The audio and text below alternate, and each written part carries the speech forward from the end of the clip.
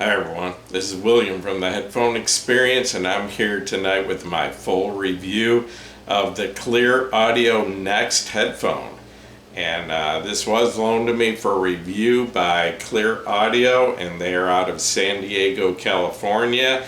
And I do want to apologize to Cleer Audio for this taking me so long. I actually, it's about 3 months ago when I did my first impressions of this headphone. And I appreciate them being patient with me, and I need to get this review done so I can get this sent back to them. But thank you for putting up with me for this long. Long story short, about 3 months ago, I got my mountain bike out for the first time in 8 years and went for a ride. And the first hill I went up, I started having some chest pains. And that concerned me because I had a heart attack a little less than 2 years ago. So I've been trying to go riding 2 or 3 times a week since then, trying to get back in shape, improve my cardiovascular health a little bit, and it has improved. I brought my blood pressure way down, and my heart rate is down, and I'm feeling better. So anyway, but I've kind of neglected my YouTube channel for the last couple months, but I got to put my health first. So anyway, I'm going to try to get back in. I've got about 4 or 5 videos that are overdue. And I'm going to start out with my full review of the Cleer Audio NEXT, and that is spelled C-L-E-E-R. And this headphone currently sells for $699.99. It is a wired, full-size, over-the-ear, open-back headphone. Uses a 40mm dynamic driver made of magnesium. It has an impedance of 16 ohms, a sensitivity of 92 decibels at 1 milliwatt. It's, I would say, about average as far as how hard it is to drive. The sensitivity is a little low, but it's only 16 ohms, so that makes it a pretty easy load for most headphone amps. Anyway, this headphone uses a lot of aluminum, and I'll roll in a little closer in just a minute and give you a close-up view of this. And also uses sheepskin leather on the ear pads and the headband. It has a detachable cable, and I'll show you that. It's about 2 meters long. At the amp end, it has a 3.5mm connector, but it does come with a 6.3mm adapter. And I was having a little bit of problem with this. When I was using it, a few times, had both the left and right channels cutting out on me. Turns out it wasn't in the cable at all, it was just in the connector. I tried another one of these, and probably most of you have a few of these laying around, and I tried a different adapter and haven't had any problems at all since.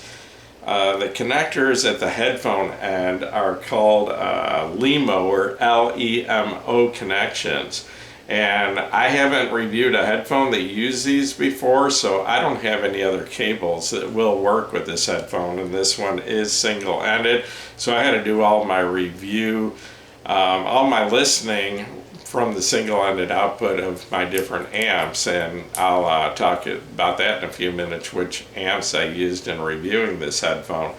But anyway, I didn't know what other brands use this, because like I said, I haven't reviewed a headphone that uses the same connection. But in the comments of my first impression, someone did mention that the Focal Utopia uses this connections, and I don't know if it's just the Utopia or if all the Focal headphones use this same connection, but like I said, this is the first headphone I've used with this type connection.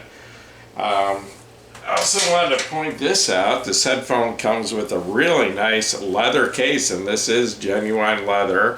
And it has 2 compartments, one for the headphone and one for the cable. And as far as what other specs, the weight, I did want to mention that according to the website of Cleer Audio, this headphone weighs in at 395 grams, which is about average for a headphone in this price range and, you know, full-size over-the-ear headphone. But according to my scale, it did come in a little bit heavier at 429 grams, which I wouldn't consider heavy.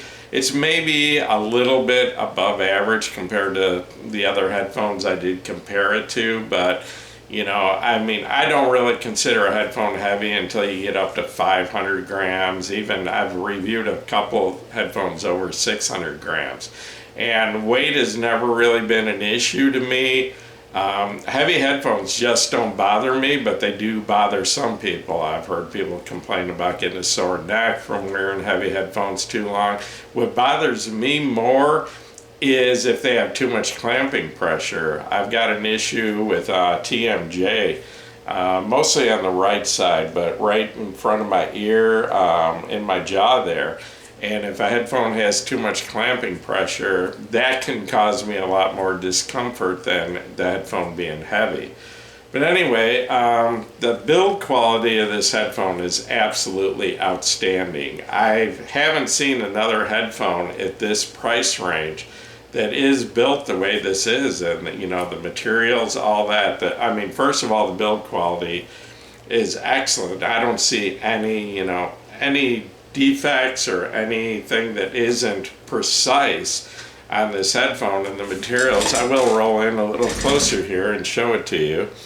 And you can see this uses a lot of aluminum. I think the back grill on this is plastic, but this ring around here appears to be aluminum. This this kind of a mesh grill around the back of the speaker, I believe that's aluminum. This ring around here appears to be aluminum, and then this whole assembly here and the arm here, that all is aluminum. And then I think you've got some more aluminum up here. I think the headband itself, this part is plastic.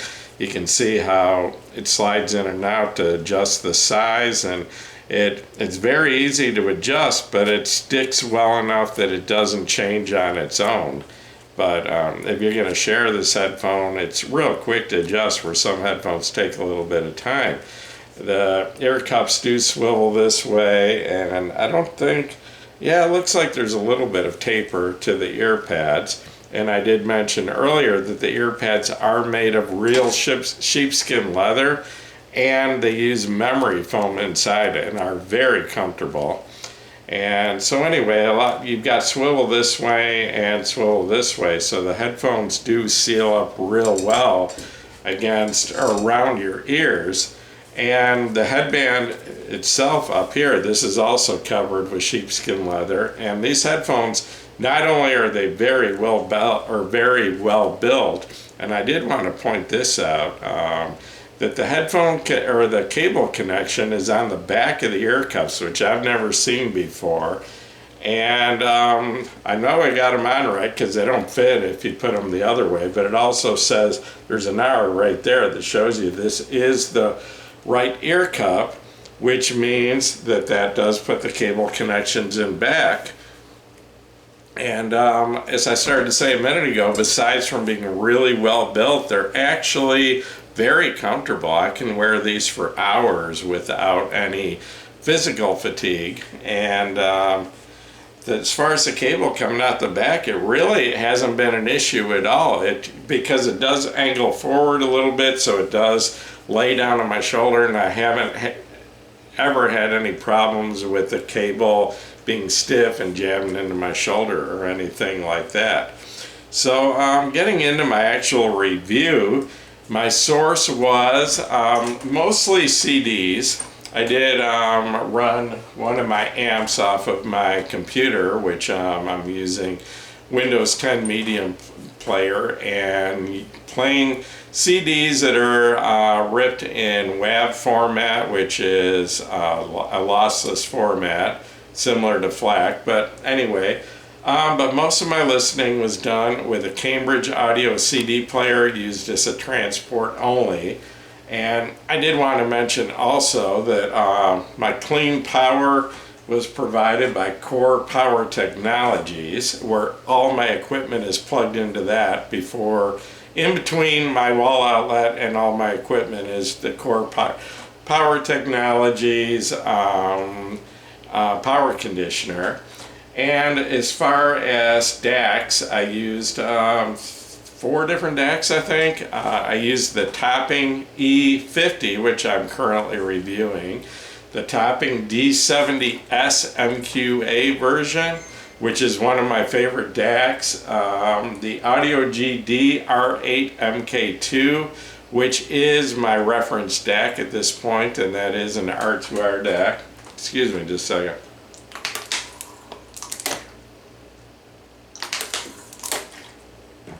And please excuse the sound of the fan behind me, and you might be able to hear the air conditioning downstairs, but this is southern Missouri in August, so it is hot and humid, and gotta try to stay cool a little bit. No one wants to see me sitting here sweating. So anyway, and then also I use the Hi-Fi Man EF400, which is a combination DAC and amp, and that's the one I used as my computer as a source because that only has a USB input.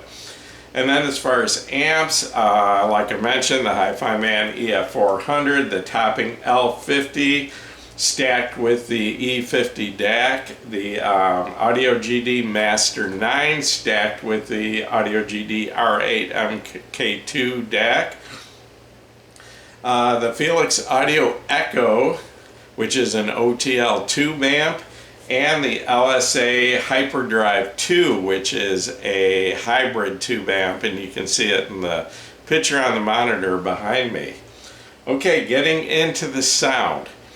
I would describe the sound of this headphone as basically, it's pretty close to neutral, but not neutral. And before I go further into the sound, I just want to say that part of the reason that this review took me so long is was actually a hard headphone for me to review. And the reason why is it's not conventional sounding. It has a little bit of a different sound than the other headphones in the same price range that I compared it to.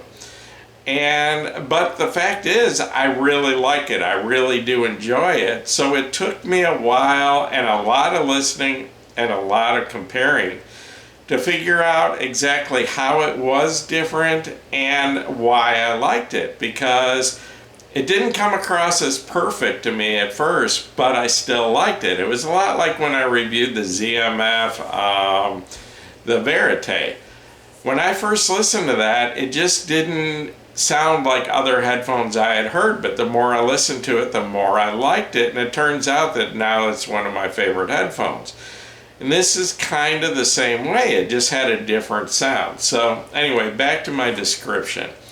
I would describe the tone balance as basically neutral with a little bit of a hump in the mid bass. Not a big hump, maybe 3 decibels, which is just about right in my opinion. I do like that little bump in the mid bass.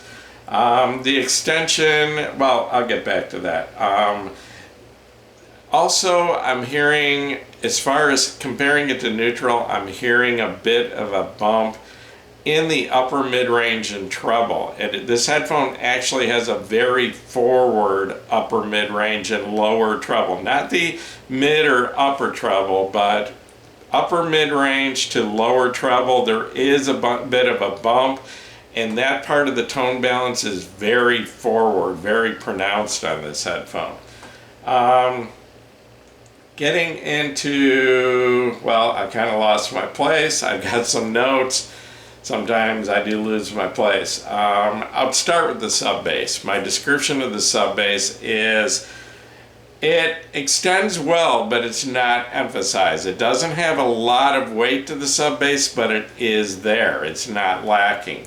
Getting into the mid bass, like I said, a little bit of a hump, and it does have a dynamic sound, so the mid bass does come across as having a little bit of weight, and it does come across as kind of punchy and dynamic. So I really do like the mid bass on this. And it's also, both the sub bass and the mid bass are very tight and very well controlled on this headphone. So I really do like the bass. Getting into the mid-range, the lower and mid-range I would say are pretty much neutral, but when you get into the upper mid-range, that's where this headphone is a little different than anything I've heard. That upper mid-range and low treble is just, it's really in your face. And I'm not saying that in a bad way, because this headphone has exceptional detail in that upper mid-range and bass. And I'm going to compare this to a few other headphones in a few minutes, and I'll explain what I mean by that. But the upper mid-range and lower treble, I would, not only is it very forward, but it's very, very clean, to the point of being analytical, being kind of clinical, but can sound a little sterile. In fact, that was kind of my first impression of this, that the upper mid-range where female vocals were actually sounded kind of dry and kind of sterile, but when comparing this to other headphones, I noticed that this headphone easily out-detailed the other headphones in the same price range as far as those female vocals and sounds that really jump out, or like cymbals and snare drums and your lower treble, you know, so, the upper notes, like probably the upper third of the piano notes, really jump out on this. And like I said, just ultra clear. That, you know, the detail on this is incredible for the price. I mean, there's no other headphone I know at this price or lower that can compete with this in that upper mid-range and low treble detail. The treble itself is, it's well balanced. It has a wide treble where some headphones have a real narrow peak in the treble.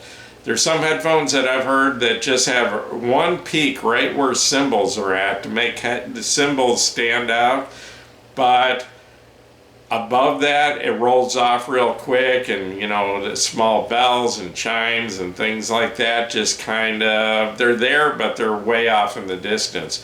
Well, this doesn't do this. This has a well balanced wide treble and very clean, but never sounds harsh. You know, it's not fatiguing at all. It's just, and it's not what I would call bright, so I don't think, if you're one of those people that just does not like bright treble, I don't think you'll have a problem with this headphone. I would say the treble is just kind of neutral and kind of average, but it sounds good. Okay, getting back to the detail, that is where this headphone really stands out. And the whole frequency response is well detailed, but it's, once again, that upper mid-range and treble are just outstanding. I mean, I'm hearing details in songs I've heard 1,000 times that I don't hear in other headphones in this same price range. And I'm going to compare this to 3 different headphones in a minute, and they're all favorite headphones of mine that I have, you know, listened to, you know, for countless hours and recommended, and even given awards to, like year-end awards, and this still out-details those. So detail is incredible on this. The soundstage I would describe as a little above average maybe. It's got good width. It has pretty good depth, nothing outstanding, and the same with width. You know, it's not outstanding, but it's got good width, and I don't think anyone's going to have any complaints about it and say the soundstage is small. I would definitely not say it's small. It's average to a little bit above average in width. The imaging is very good. It's very precise. I can pinpoint exactly where each instrument's coming from, and it has very good separation between the instruments. In fact, up in that upper mid-range and treble, it has outstanding separation between instruments. Isolation, I did want to mention that because this is advertised as an open back headphone. And usually open back headphones have very little to no isolation. They don't keep any sounds from the outside from getting in, and they don't keep any inside your music from getting out. Everyone hears it.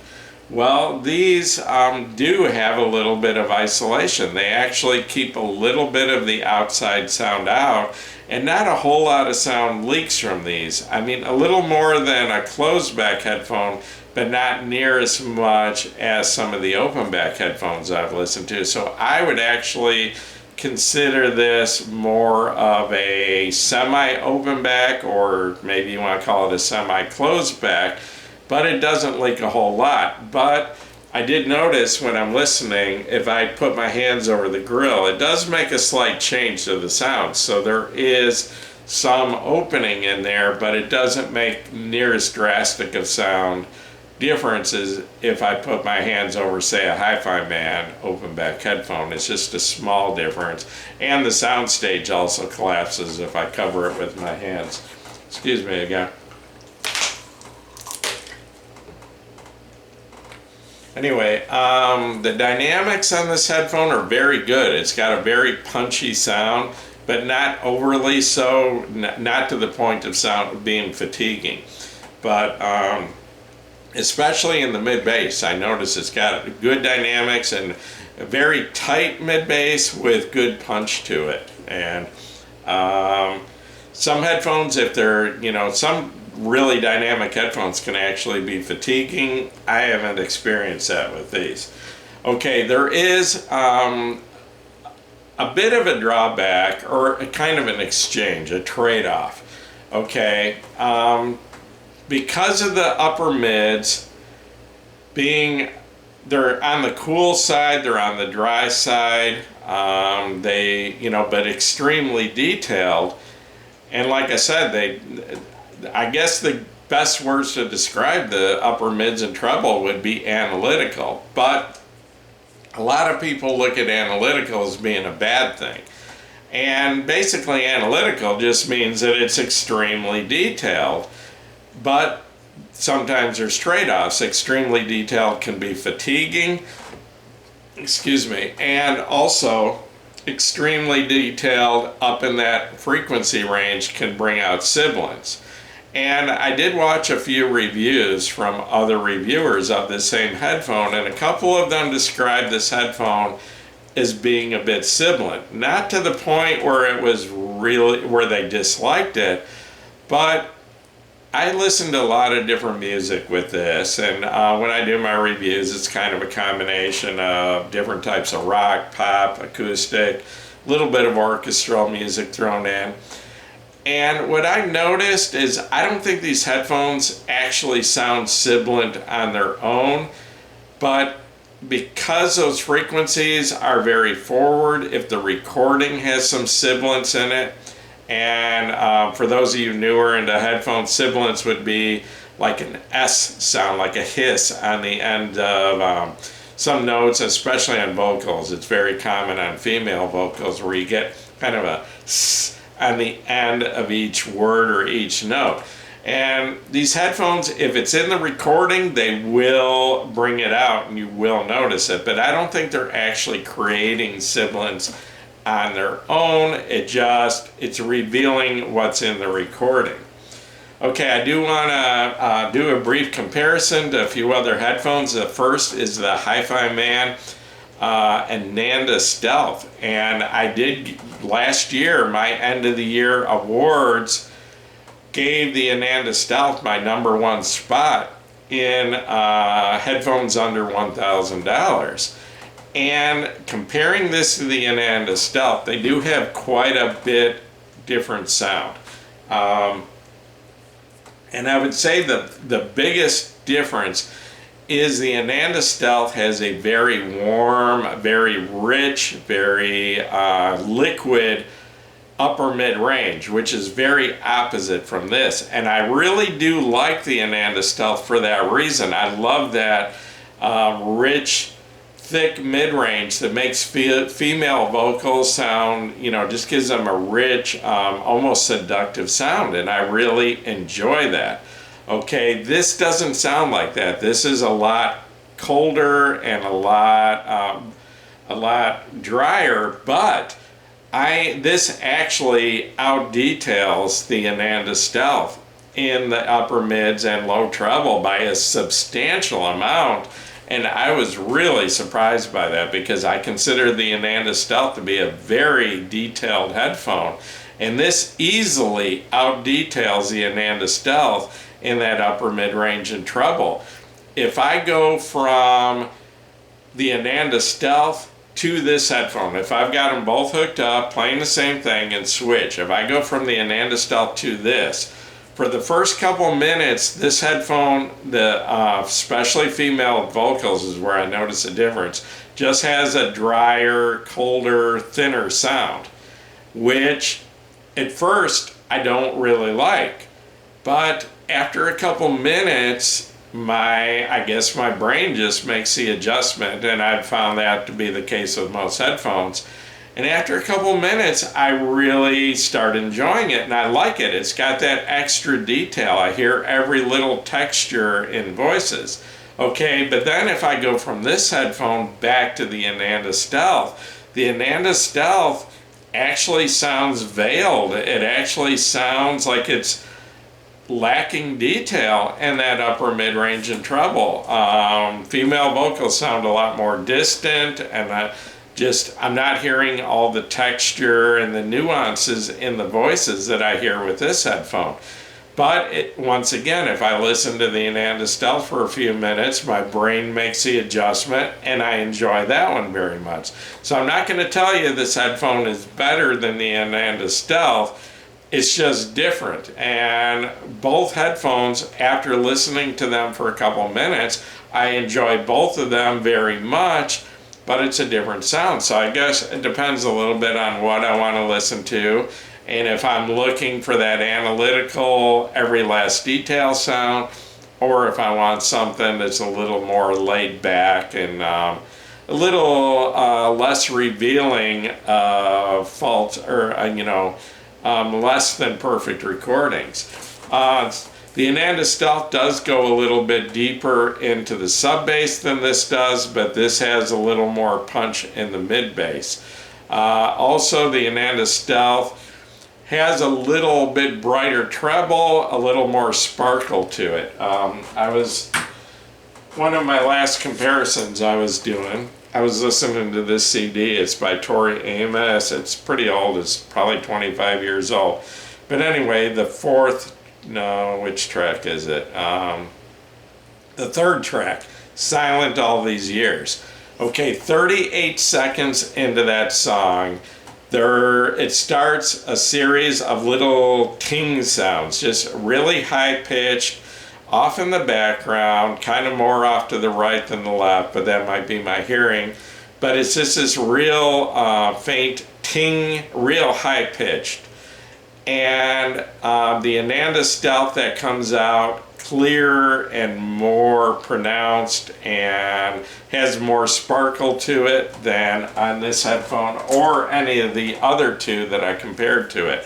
So of the four headphones I'm comparing tonight, the Ananda Stealth has the brightest treble and the most detail and sparkle to the high frequency sounds. This one I would consider to be average in that respect. The Ananda Stealth is a little bit on the bright side of average, but that's pretty much what Hi-Fi Man is known for. A lot of people don't like Hi-Fi Man headphones because they find them too bright, and Hi-Fi Man does tune their headphones. I'm sure there's a few exceptions, but most of their headphones are tuned a little bit on the bright side. Okay, the next headphone I compared this to was the LSA HP1 Ultra, which was made by Kennerton for LSA, and once again, very different headphones. The LSA is a closed back, and it has very good sub bass, so it does go lower and has more weight to the sub bass than this headphone does, but this headphone has, I would say, a little bit more punch and a little bit more weight to the mid bass. Okay, the LSA HP1 actually has a mid-range and lower treble that's actually similar to this, but doesn't go quite as far. It's not as pronounced. It's a slightly warmer, slightly richer, and I did switch over to earpads on the LSA, and it did warm up the mid-range a little bit. So with the memory foam earpads, I would say the LSA definitely has a warmer mid-range. With the stock earpads, it's probably actually pretty close. The LSA is very, very detailed. This out-details even the LSA HP. Did I say HP1 earlier? Okay, I'm sorry. I meant to say the HP2. If I did say the HP1, it wasn't. It's the HP2, which is a dynamic driver headphone. The HP1 was a planar magnetic, so I'm sorry if I messed up back there. Anyway, the HP2 Ultra is very detailed, but this still out details that a little bit in the upper mid-range and treble. Getting up into the mid and upper treble, they're very similar. On that song by Tori Amos, that ting sound, that high-pitched sounded pretty similar and about the same amount of presence and detail on both headphones. So where the LSA really stands out is that really good sub bass.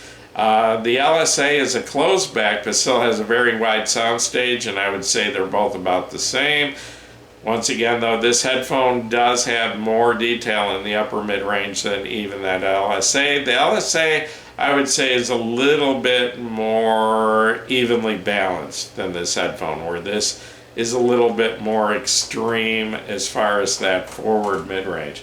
And then the last headphone I compared this to was the Kennerton Magni, which is actually very similar to the LSA HP2, because Kennerton made a headphone that was based on the Magni when they created the HP2 for LSA. But the reason I brought the Magni into this comparison is it has quite a bit of a different sound than the LSA, even though they're very similar headphones. The Magni doesn't have the weight in the sub bass that the LSA does, but it has more mid bass. So the sub bass on the Kennerton Magni, I would say, is pretty close to the Cleer NEXT, and actually the mid bass, which has a little bit more weight to it than either the Magni or the Hi-Fi Man Ananda Stealth, is actually very similar to this too. So very similar bass between this and the Kennerton Magni, both very tight and well controlled. Where the difference is the Kennerton Magni actually has a warm, rich mid-range, almost as warm as the Hi-Fi Man Ananda Stealth, but not quite, but definitely warmer and richer than this headphone.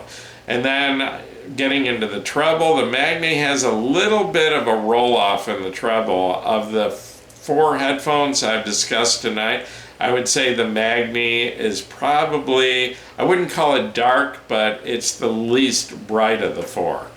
But but it does have a richer, warmer mid-range in this headphone. So bottom line, what do I think of this headphone? I really like this headphone.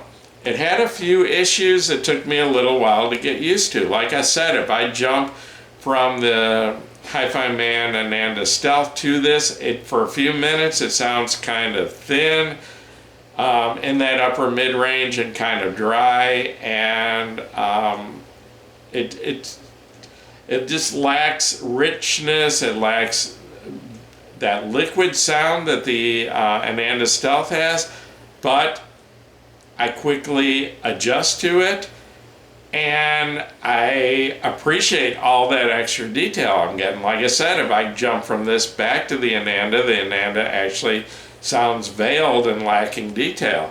So who's going to like this headphone? If you are looking for a headphone in this price range, and we're looking at the $700 price range, this is the most detailed headphone I've ever heard, especially in the upper mid-range and treble.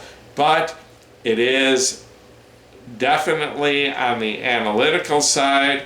It's definitely has a kind of sterile, dry sound to it, but you pay that price and you get exceptional detail. You're going to hear stuff jumping out of your recording that you probably didn't notice with any other headphone. Okay, does this out-detail every headphone I've heard? No. But you've got to get into something like the Hi-Fi Man Aria or even the Hi-Fi Man HE1000 Stealth to get the kind of detail that this headphone has. Is this as good as those headphones? I would say, in my opinion, no. Those headphones outdo this headphone in some other ways. They have exceptional detail, but with a warmer, less analytical sound to them, a richer sound. So, you know, is this a giant killer? No, I wouldn't say that this is going to be, you know, the high-end Hi-Fi Mans, but this definitely holds its own against the similar,